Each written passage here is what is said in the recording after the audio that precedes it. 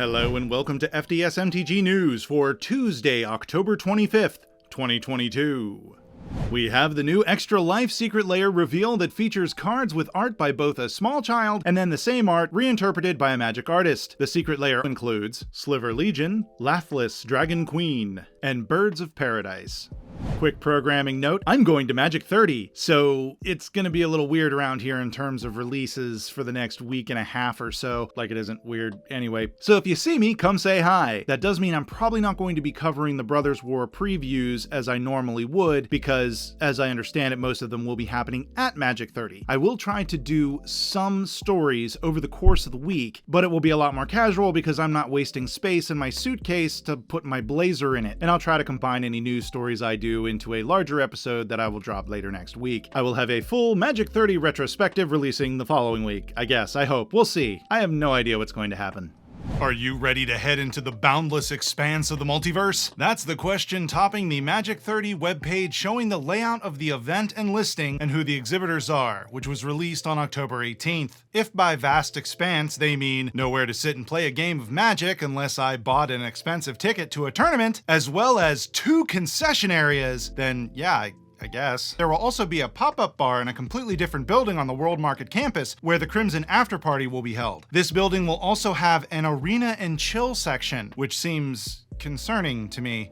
On Saturday, October 21st, on an Ask Me Anything thread on Reddit, somebody asked the writer-comedian-director duo, does that cover everything? I'm sure I've missed something. The duo Key and Peele, if they still played Magic the Gathering. They proceeded to have a back-and-forth conversation on the subreddit explaining that Jordan Peele used to play Magic and that Keegan-Michael Key has never played. Jordan Peele suggested that Key should play a water deck. This makes sense. Key does seem to be the counterplayer of the team. I would imagine Peele would play Golgari, Rakdos, or Simic. I guess it depends on which of his movies you've most recently watched. I also would have loved to have been a fly on the wall of the marketing executive at Wizards that first saw this subreddit and sprained their thumbs trying to find the number for Key and Peele's agent while breathing heavily. It's only a matter of time before we get a Key and Peele Secret Lair. Magic the Gathering is Hasbro's first billion-dollar brand. And remember, Hasbro owns Monopoly, Transformers, and has the license for Fortnite toys. And Magic the freaking Gathering is its first billion-dollar brand. CNBC reported this on Tuesday, October 18th, while covering Hasbro's Q3 earnings call. Despite the truckloads of cash Magic is bringing in, Hasbro still didn't hit their expected numbers for this quarter, which probably means more Secret Lairs and other high-margin products are about to be released on an even more frequent schedule. Can't waste this cardboard cash cow. This might be a good time to note that Mark Rosewater, yesterday on his Tumblr blogatog, repeated a stat he has quoted before, which is Wizards believes, through their market research, that 75% of the player base doesn't know what a Planeswalker is, who he is as the head designer of the game, or most of anything that an enfranchised player knows in terms of Magic the Gathering. So buckle up, folks. Looks like we're just along for the ride.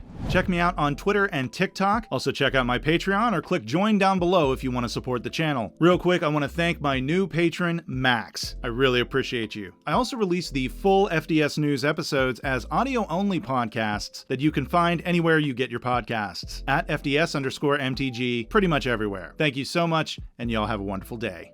And click on stuff. Where did that wonderful day thing? Have that too. Do that too. I guess I should be polite.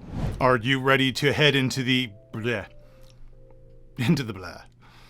Into the blah, my friends. I know this whole thing is driven by money, but can they at least pretend it's not just a massive crash gab? But I guess it depends on which of his movies you've most...